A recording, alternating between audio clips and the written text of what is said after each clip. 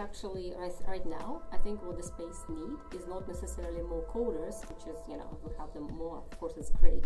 But what we need is people who specialize in different areas so that they can bring more, let's say, human touch and face to the projects. Because I'll give an example. Recently, there was, I think Daniel here was trying to organize the buying coffee at Crypto Barista. And there were instructions which were like 4 steps, go to this, click this link, go to this, download this. And I just went through 4 steps and was like, I'm not doing it. It's just way too complicated to get a coffee. Coffee, exactly, not worth it. I'll just tap my Visa, Yeah. So I think if we want the space to be flourishing like it is in the future, we need to figure out the way to make it more usable for everybody. These are the amazing CryptoChicks, Natalia Amelie and Elena Sinelnikova, and this is episode 18 of the Blockchain Pro podcast.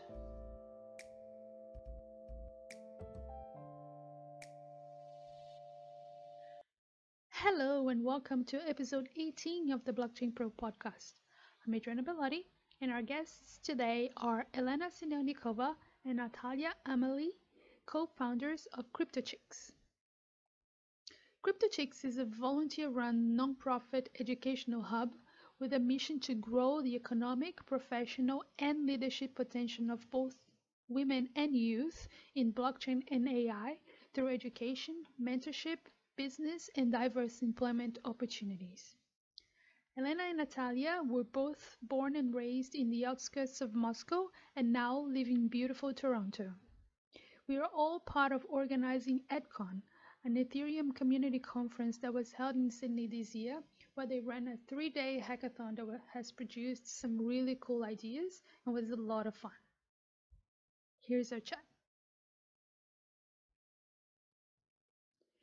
We were all part of organizing EdCon, an Ethereum community conference that was held in Sydney this year, where they ran a 3-day hackathon that has produced some really cool ideas and was a lot of fun. Here's our chat. Right. Hi, Elena and Natalia. How are you? Hi, Adriana. Good. Thank you so much for meeting me. We are here at EdCon. Have you been having a great week? It was amazing. Fantastic. It was tiring, but amazing. Amazing. Great. So let's go back in time and talk about how you started your careers and what did you do at university. Let's start with that. I know you've met back then, so what's the story behind that? Yeah, we met with Natalia back in university, but actually back at the start of our university year. When we just, saw each other and been friends since then. It was many years ago. Was that in Moscow? It was in Moscow. Yes, it was in Moscow. Yeah, we still live there. We studied we got accepted into the Moscow University of Electronic Technology to study computer science. Wow. The master's program, and that's where we met. All right. And fast forwarding to what you were working on when you first heard about crypto. I think I was a software developer back at the Edmonton Police Service, where I worked over 15 years. And that's where I learned about crypto first thing when just Ethereum came up. We started, I think we installed the wallet. That's how we got into it. So we got interested on how to do that, the wallet, and started reading more about the technology. And at the beginning, we struggled quite a lot even with the wallet because the technology was not perfect. Well, still not perfect right now. But back then, there was not a lot of information even online about it.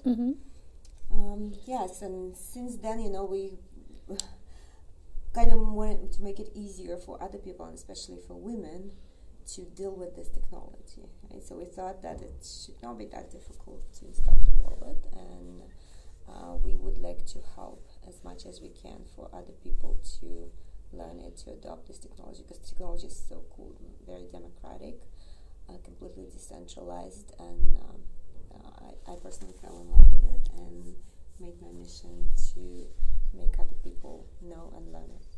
It's surprising to me that Ethereum was your first touch point, because for most people, it's Bitcoin. How about you, Natalia?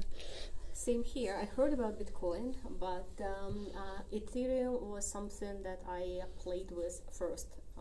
If we talk about the crypto. Mm-hmm. And majority of the people I know, they started as a kind of like investing mechanism. But for us it was different. So we always been keen about the technology. Well, I personally was always, and to learn this new piece and new concept was very fascinating. And you are co-founders of CryptoChicks Canada. Yes. And how did you decide to start that? What motivated you?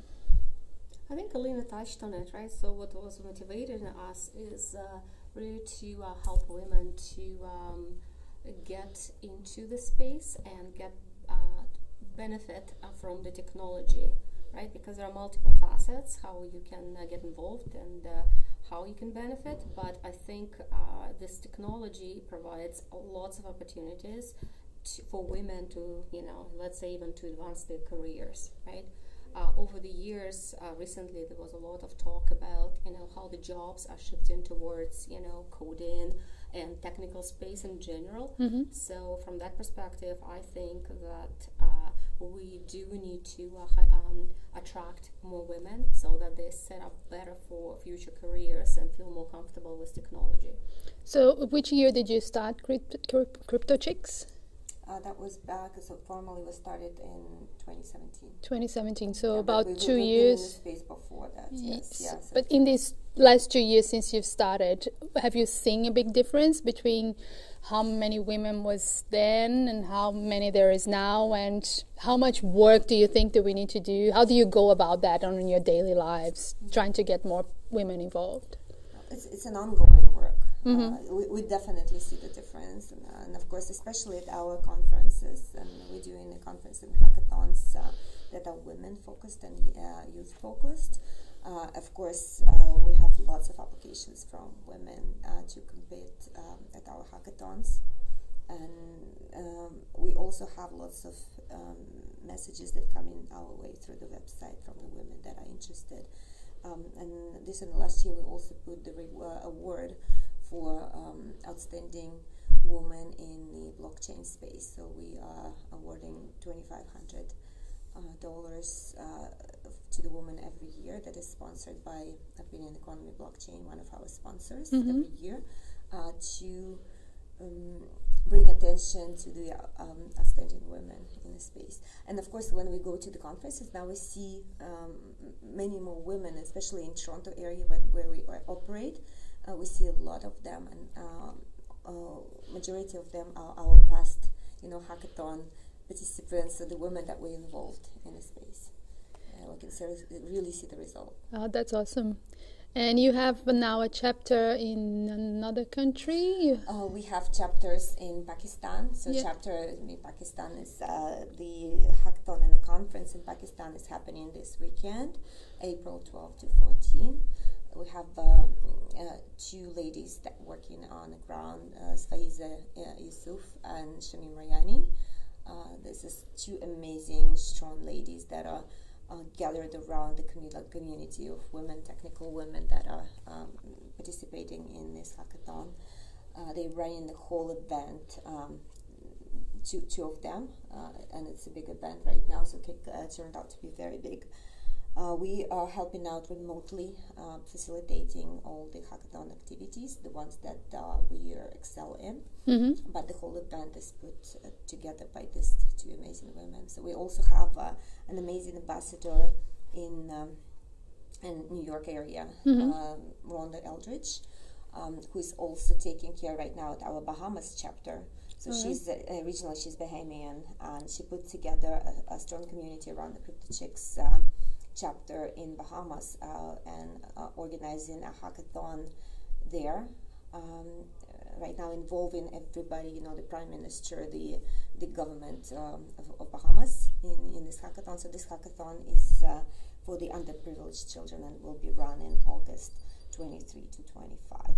So we are starting inviting sponsors and speakers to Bahamas to support the youth there.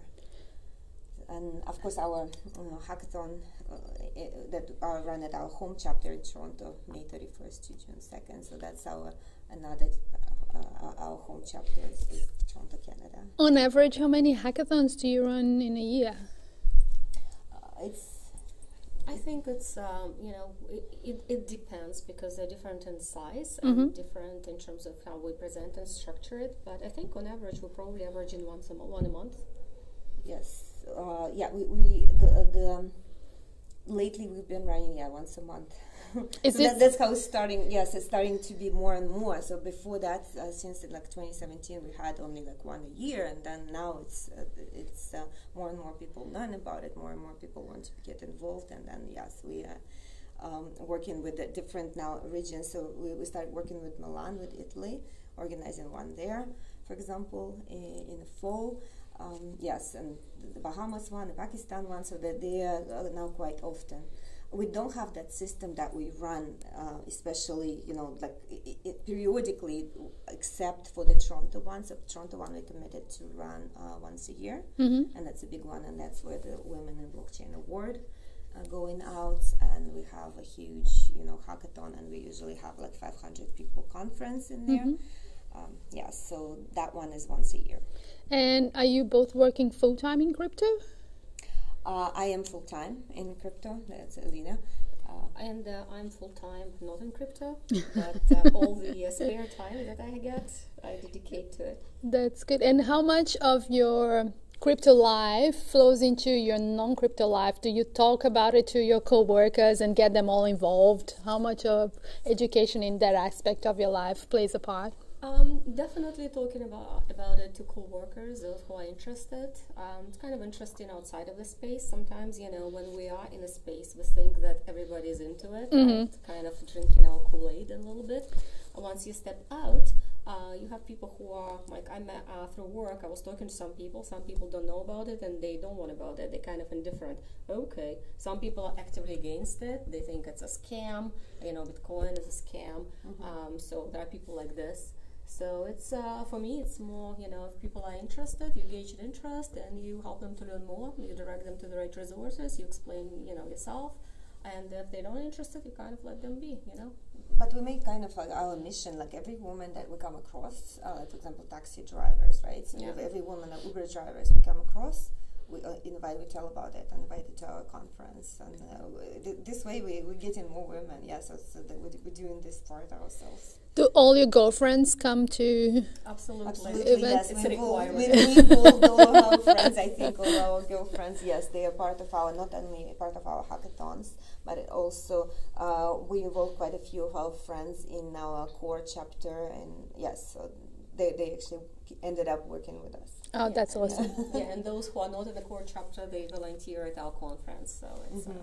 They get involved in some way. Yes, in some way. Do they all have wallets with Krypton in them? Not all of them. Not all of them. Yes. Okay. Not all of them. Again, this is kind of an investor kind of attitude, right? So we not encourage that. So we encourage to learn about technology and know behind it, not to hold any coins, or the wallets. Yeah, of course, the wallets is a very good way to try it out. Yes, and majority of them, I'll say that they do. Yes, they do have a wallet and they know what it is, but not all of them. If there was one thing that you could do to speed up the process of bringing women into the space, what would that be? One big wish. Well, for me, I think it's we need to tackle it from different angles, but I think we really need to focus on not losing women who have interest in technology to other fields, and this happens sometime between maybe starting in teenagers, because we had this amazing event in California. Which was run by Crypto for Kids, and we participated there. Our representative was basically teaching a group of kids how to assemble mining computer, and that group of kids were 6 through 8, 9, 10 years old, and majority of them were little girls. And it's amazing to see how interested they were, and so how keen they were to copy. Okay, so how do you assemble this computer? You take this part, you take this part. So it was like Lego to them. They played with it easily. So, you know, when I hear sometimes people say, oh, girls are not naturally interested in this, I really disagree. I look at these kids, at this group of kids, and the girls that I saw were really interested in it. And they were excited when we went for lunch, came back, and there was some mining activity happened. Everybody was just, you know, so running around like crazy. They were so happy. So, but then you fast forward, and somewhere or somehow we get to the point where we have less than 8% of women in technology in general, right? So somewhere along the way, this interest is lost. And my wish would be to figure out how we can keep the interest going from the time when they're 7-year-old excited about mining computer until they are in the adult life, right? And start building their careers and businesses. There was recently a very interesting study that published that I read about how engineers who are, you know, there are not that many women that get into engineering, but once they graduate, how many of them actually dropped out and not continue working in the engineering field. And, you know, they were doing some interviews, and one of the things they were mentioning is this effect of camaraderie, because women, they like sometime to hang out with a kin. So they want to go out for coffee with, you know, their girlfriends. But then it turns out that, you know, most of the girlfriends got a job in some other place, and they kind of become part of the boys club. And not of them have an appetite for, you know, working in that environment. Not that it's, you know, bad environment, is just, you know, some people just want friendships at work, right? So that was cited in the studies, one of the reasons why, you know, some women not continue working on this. And of course, I mean, there are known facts around how women in technology, you know, like in particular in North America, recently there was a big outbreaks talking about how, you know, women are treated in the technology companies. So I think all this kind of doesn't help what we're trying to do. So bigger wish, help to solve these factors. What happens during school life that turns girls off of engineering and computer science and all of that. That's why we put, so one of the things that we're doing, we put together youth hackathons. So we are tackling this age where the girls drop out, like when we think they are dropping out, and we are encouraging these girls to attend our hackathons. And we put them in environments not on girls only, right? So we put them in environment girls, boys. So the mixed one, so that's why I say we call it the youth. It's not the girls hackathon. Yeah, so we have them in this, you know, combined environment, and we think it's very, you know, healthy. But in that way, in that age, in that way, we can get them more involved. So we just had hackathon in Switzerland, so we're planning to have our hackathon in Toronto, which has a youth truck in it, and the Bahamas that will be completely youth hackathon. All right. For the high school kids and university. So we're probably going to start seeing the results of this amazing work in about 5 to 6 year times as they come out of university and, you know, stick to the crypto careers, and we start seeing more women in leadership positions in crypto. Yes, yeah, and we also combine our efforts with other organizations that work on the same goals as we do. For example, Women for Blockchain, so that like Women in Blockchain. So there are lots of organizations that working on the same goal as CryptoChicks. So we put a great hackathon that involved youth in New York University together with Women for Blockchain, and that was actually one of the first ones where we had the youth truck, and we're really happy about that. So one of the teams, the youth team, actually won this hackathon. Yeah, that's amazing. Similar thing happened in our Toronto hackathon. The winner of our Toronto hackathon from last year was actually a 15-year-old girl. That's amazing. Yeah, so she won it. This was 1% team. Yeah, so she was 1% team. 100% judges voted for her. Oh, that's amazing. What was the project? Do you remember? It was a genome and blockchain. Oh, wow. Yeah, so she put the genomic information on the blockchain. That's just big. Yeah, so she worked at that time. She did in genomic research, and she thought that was the need of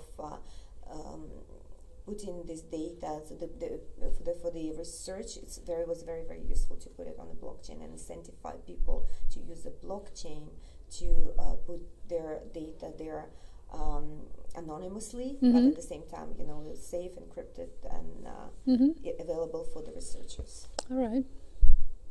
And do you know, that was last year? Yeah. That was last year, yes. So almost a year from now, do you know if she has taken that further, or after this hackathon consensus, I know the consensus hired her at the age of 50. Oh, there you go. So she's working in crypto. She worked in multiple. She worked in multiple companies. She worked in Consensus. She worked at Microsoft. She worked in Walmart. She went to US also. Some company worked there, and she also continuously keeps building different projects. So her recent one, fun project on the side, she invented the AI robot, which is a toy. Oh. His name is Pikachu. Okay. And, she can talk to him. There is multiple videos on YouTube. You can Google it if you like. There's one on our website, toronto.cryptochicks.ca. Oh. You can go and play. We actually put in together within our conference that May 31st to June 2nd. That will be a family day on a Sunday, where parents can bring their kids to play blockchain games, and she's going to be bringing this AI robot Pikachu that kids can talk to a live Pikachu. That's it's very amazing. You can watch this video, and he's like the real person, right? So that you can talk to. It's AI. Mm-hmm. And it's great because in the crypto space, you don't always need a fancy university diploma to do well, right? And you can start really young and just, pick up a project, go learn and run with it. And the community is very accepting of that. That's exactly what it is, because some corporate jobs you need, that's the degree and experience and you name it, right? So to work in the community, in a blockchain community, yes, you don't need all these requirements. You just need to be, smart and enthusiastic, right? So that's willing to learn. Willing to learn, exactly. We're willing to work, hardworking, and community is very accepting of that. So this is a real great opportunity for young people to get involved. And we always say that if you want to be part of the space, you don't need to be a coder. I mean, some people are turned off by thinking, "Oh, I'm not this geeky. I don't know how to code." It's all very difficult. It's actually right now. I think what the space need is not necessarily more coders, which is we have them more. Of course, it's great. But what we need people who specialize in different areas so that they can bring more, let's say, human touch and face to the projects. Because I'll give an example. Recently, there was, I think Daniel here was trying to organize the buying coffee at Crypto Barista. And there were instructions which were like 4 steps, go to this, click this link, go to this, download this. And I just went through 4 steps and was like, I'm not doing it. It's just way too complicated to get a coffee. Coffee, exactly. Yes, not worth it. I'll just tap my Visa, Yeah. So I think if we want the space to be flourishing like it is in the future, we need to figure out the way to make it more usable for everybody, yes. Right? And I think that's women can actually excel, because I think women in general, they have more kind of, they have this side where they're concerned about people, and I think they're great in the jobs where, to make it comfortable for others. And I think right now we need to move from green blinking screen type instructions to something which is human. Readable. And communication and teaching and, women. Everything. Operations, marketing, finance, all these companies need all this. So you don't need to be coder. You can help a lot by bringing your skills into space. Yes, you can. Any final words of wisdom for the young girls out there thinking about it? Yeah, if you would like interesting work, lots of travel, and fun community, come join the blockchain space. That's it. All right. Thank you so much. Thank you. You're welcome. And let's go have some drinks.